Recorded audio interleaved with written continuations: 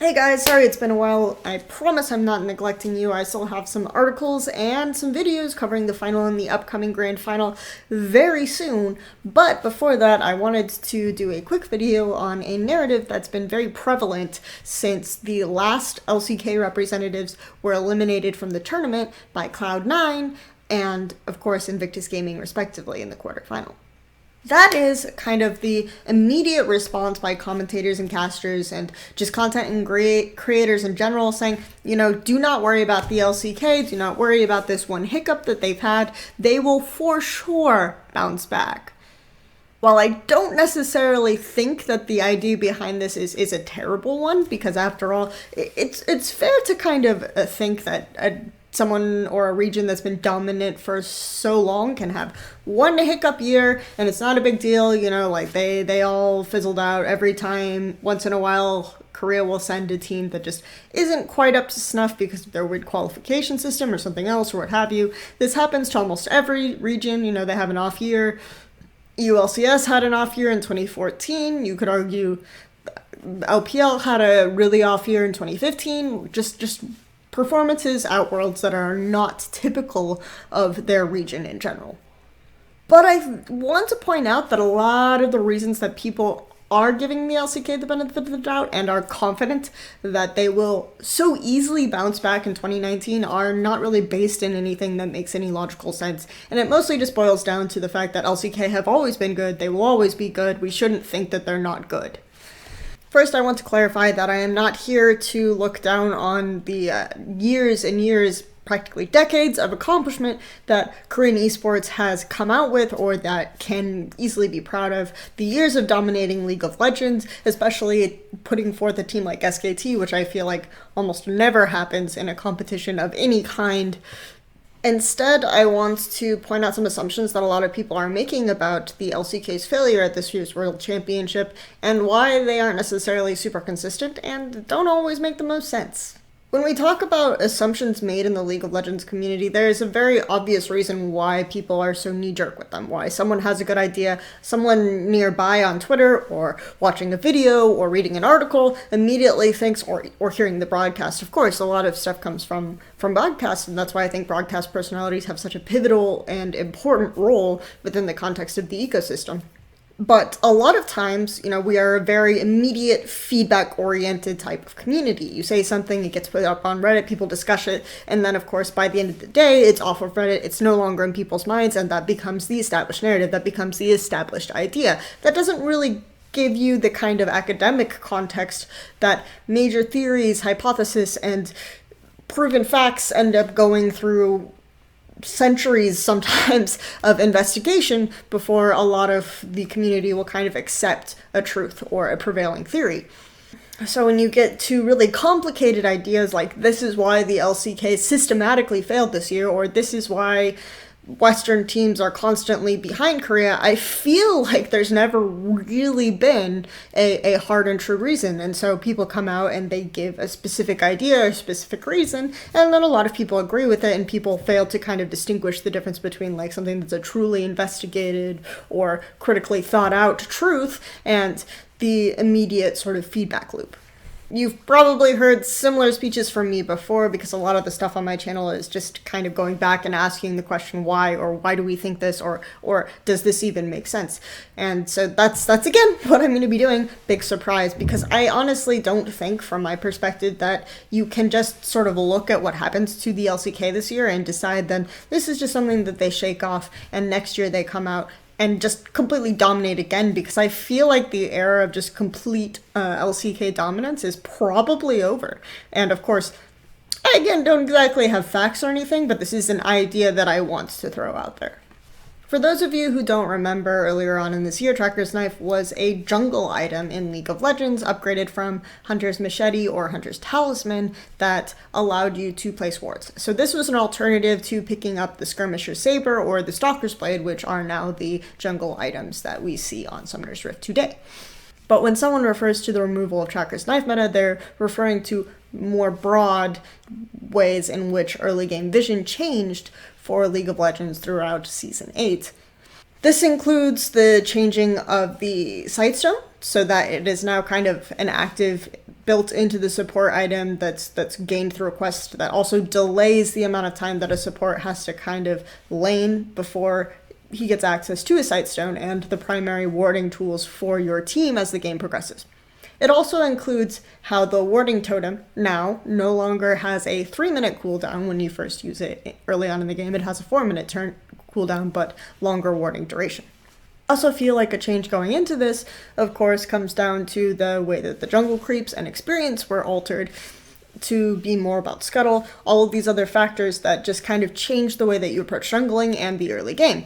Obviously, Tracker's Knife is something that people focus on because people tend to focus vision with the Korean meta, or just this kind of idea that people believe that Koreans base their play off of that's associated with SKT.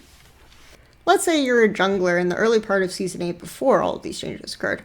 You know that if you place your warding totem here in a standard scouting location for a lot of junglers, it's likely going to be up again before you back and pick up your Tracker's Knife, so you're never really going to be in a position where you want a ward and you don't have one. You also know that, if both of your side lanes are potentially aggressive, or you have an aggressive top lane matchup and a safe bot lane matchup, you can start on the bottom side of the map around your red buff, be able to path up here, maybe take wolves, take the blue buff, and be in a position where you're level 3. If there's something that happens up on this top side of the map, you can contest, you can help defensively play with your top laner in case he's getting dived, and you can place a trinket to sort of help him out in the event that he gets dove again without you there. You can buy your Tracker's Knife, and you can come back out on the map and help bot lane with wards. So you're in a position where you have a ton of map control just from this. You also know that you want to prioritize getting the vision down first while you do your camps, so that you're very safe here to just kind of farm. If the jungler comes down here, then you know that he's going to be in a position where he walks across a ward before he invades. Obviously, this is a crap placement. Don't consider this placement. It's been a while, guys. Whatever.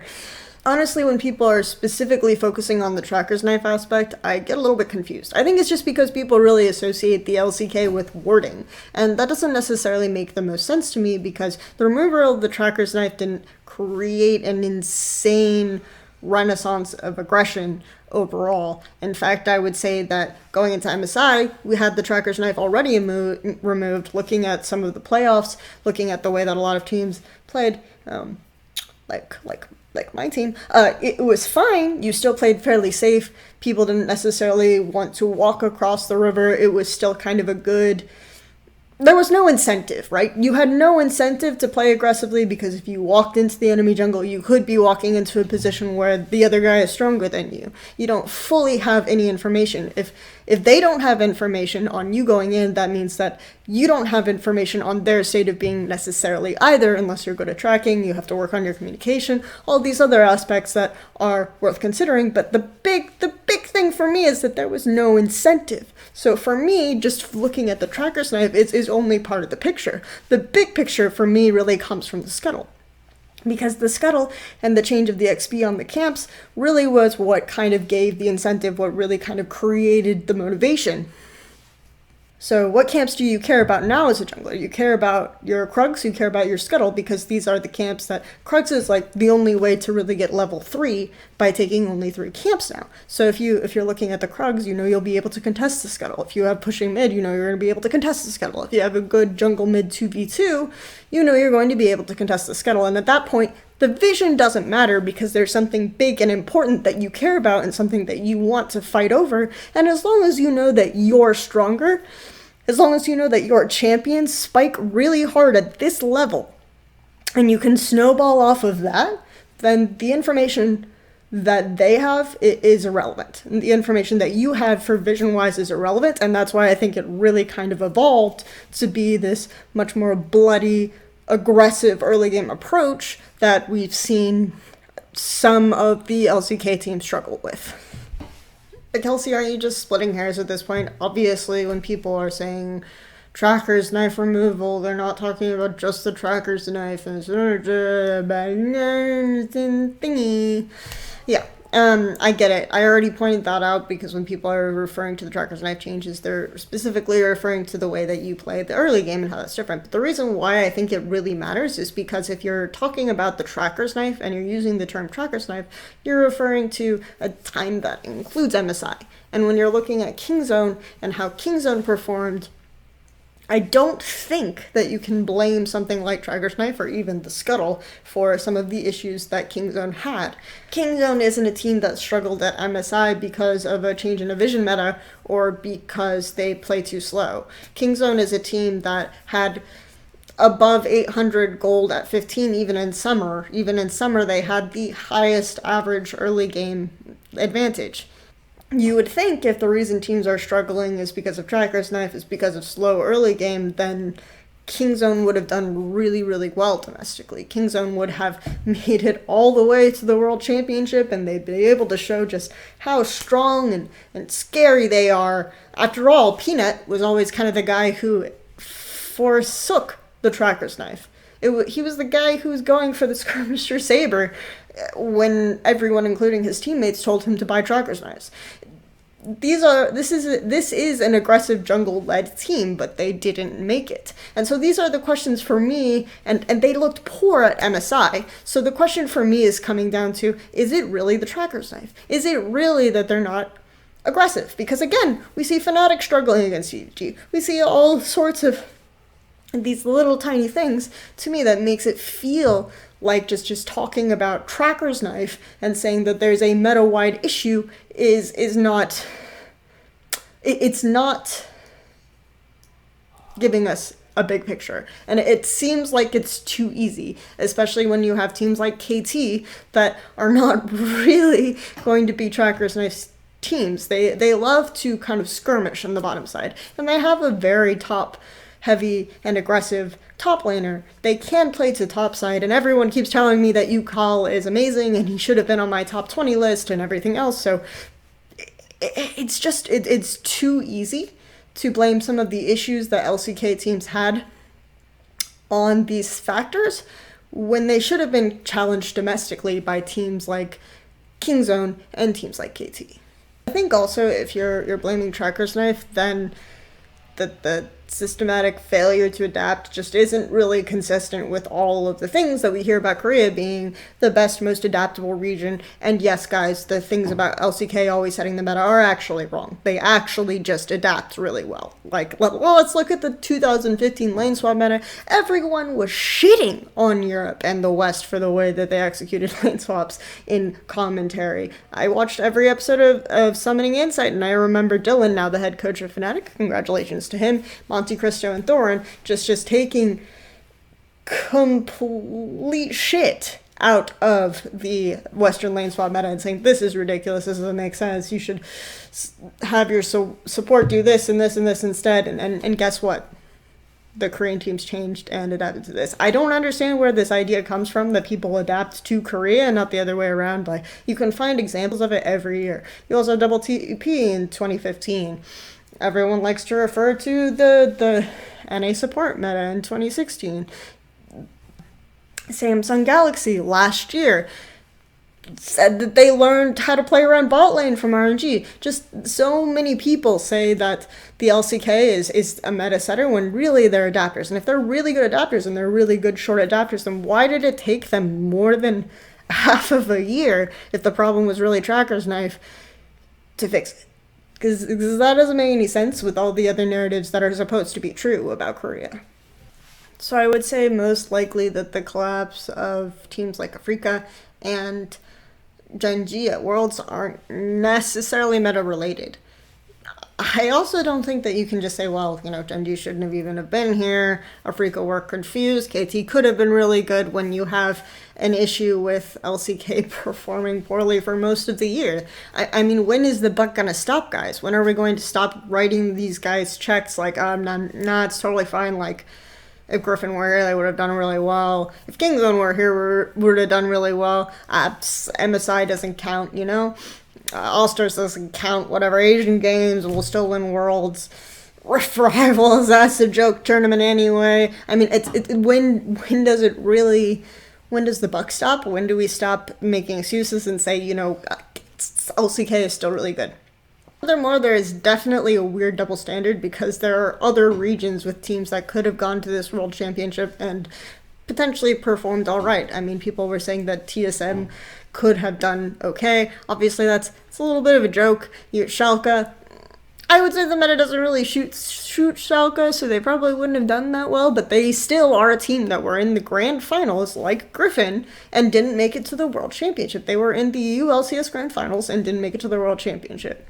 So they have about as much standing as people would rationalize like Griffin doing well, Schalke does. And then, of course, in LPL, people didn't even think EDG would make it. EDG make it out of groups to quarterfinals, but you still have Jingdong and Rogue Warrior, and arguably teams like Jingdong, and I might do a separate video on this after Worlds, but I think Jingdong could have been pretty fucking good at Worlds. So, to me, it's just weird to have a double standard for LCK and think that there are other teams from other regions that also feel the same way, and then that way LCK is somehow better and could have bounced back better and has more of an argument for still being like an insane sick region this year. But Kelsey, if it's not the meta and it's not that they didn't send the right teams, then tell me why. Why isn't LCK succeeding? Tell me why! I like to pretend that there are people who put that much stock into my opinion, but well, let's be honest. Point is that I think that there's probably something more systemic going on or something more complicated. Obviously, there were a ton of changes to the meta, and probably some of them absolutely did favor Western teams more, but I always sort of put forward this idea and this notion that a lot of Western teams and organizations, a lot of Chinese teams and organizations are not taking into account concepts like competitive and comparative advantage. In fairness, they probably don't put a lot of stock into them because they're usually terms that are applied to businesses, and I'm kind of stretching them to loosely shoehorn them into this conversation here, so I wouldn't blame them for not bringing them up. But the ideas that I'm presenting are more important and more what I want you to focus on. Comparative advantage is a free fair trade concept between two business or two entities that suggests that if Entity A specializes in producing nuts and Entity B specializes in producing bolts, and both of them can produce either, but the reason why they specialize in this type of production is that even if technically Entity A can produce both nuts and bolts better than Entity B, it's more in Entity A's interest to specialize in the thing that they're better at producing. So, in this case, Entity B will pick up the slack and produce the other thing, and there's actually a mutually beneficial relationship there to be had from Entity A specializing in one type of product and Entity B specializing in the other, and the two of them trading. Obviously, this isn't a perfect one-to-one example or a perfect one-to-one concept to even apply to League of Legends esports, but the way that I want to talk about it is, let's say that LCK teams and Korean infrastructure in esports is so insanely advanced that as soon as Korean teams and Korean players touch League of Legends, they are 100 times better at all sorts of things than every other team in the world, right? Just that's their starting point, is that they're 100 times better at doing everything in the game than an NA or an EU team. But going off of that, the LCK team will still prefer to focus their time or their resources on really perfecting the thing that they're absolutely the best at. Since we talked a lot about vision and defensive play, let's say that it's vision and defensive play. That opens up a lot of avenue for other things for teams that aren't in the LCK region to really, really be good at. And then let's say that they go up against each other in competition, then sometimes the specializing in one thing will win and the specializing in something else will win. Or maybe they actually trade with each other, and then in a short period of time, like the LCK actually learns something about something that they didn't specialize in, and then the West benefits from being able to trade from that. Obviously, I'm working too hard to shoehorn the trade analogy in here.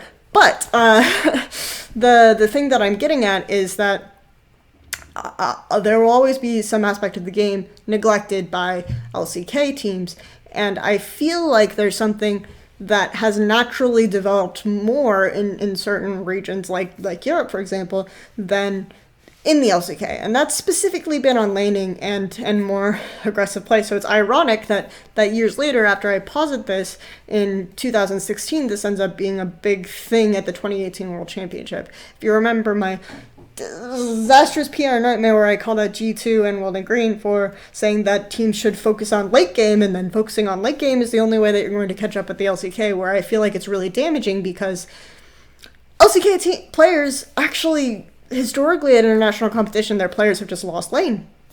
Famously in the Samsung Galaxy versus SKT final in 2016, the game was only won twice by the team that was ahead at 15 minutes. The other 3 games were won by the team that was behind. Or whether it was Samsung or SKT, there were winning and losses and wins on both sides. But we've always had really, really strong laning representatives coming out of Europe, coming out of China, coming out of NA, that teams could just all in on a laning or aggressive approach. And when that type of advantage comes into play at this World Championship, it's not a coincidence that suddenly we're seeing teams really embrace that and take a lot from it. My examples were always teams like Flash Wolves, known as the Korean Killers, Moscow 5, known as the Korean Killers, Invictus Gaming, known as the Korean Killers. Obviously, the last two way back in Season 2, but a lot of these teams took much more aggressive laning-focused approaches to taking down LCK teams. Specifically, I focused on SKT because I think it's a little bit unfair and uncharitable, as we've already gone through Kingzone and KT, and that they're a bit different. But it's unfair, in my opinion, to just sort of say Korea all plays the same way and all focuses on the same way. But, specifically highlighting SKT, I think the team up through 2016, when I was first talking about this, the team that was most successful against SKT was a team like Samsung White that always played super aggressively and super in your face in the lane and didn't have the best ever mid to late game. And a lot of people have said that that's because they would start fighting and they would forget to play out their macro or whatever else would arrive from that.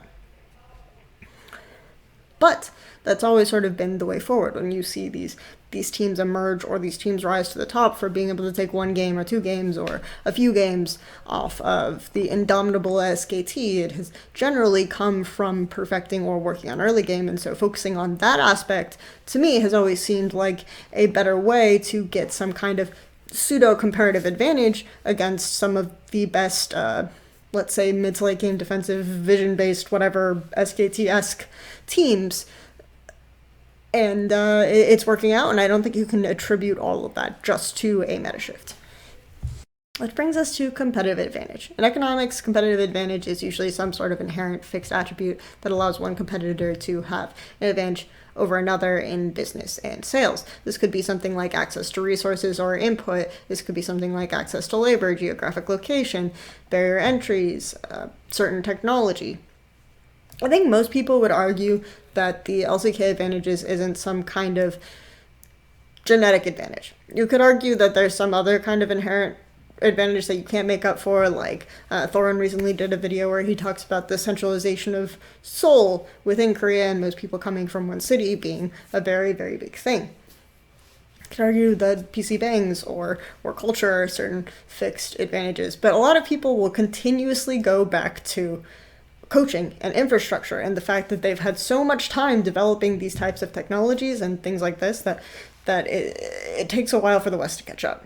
Now, throughout history, if one business or one country has a technology that is later adopted by another business or another country, then often this second business or country just grows at a very alarming rate. You have in the past 20 years huge infrastructural improvements in China within their internet, within their road system, within just the sheer amount of buildings that they're building, and that's because that they can sort of appropriate or learn from other techniques and technologies that have been developed elsewhere.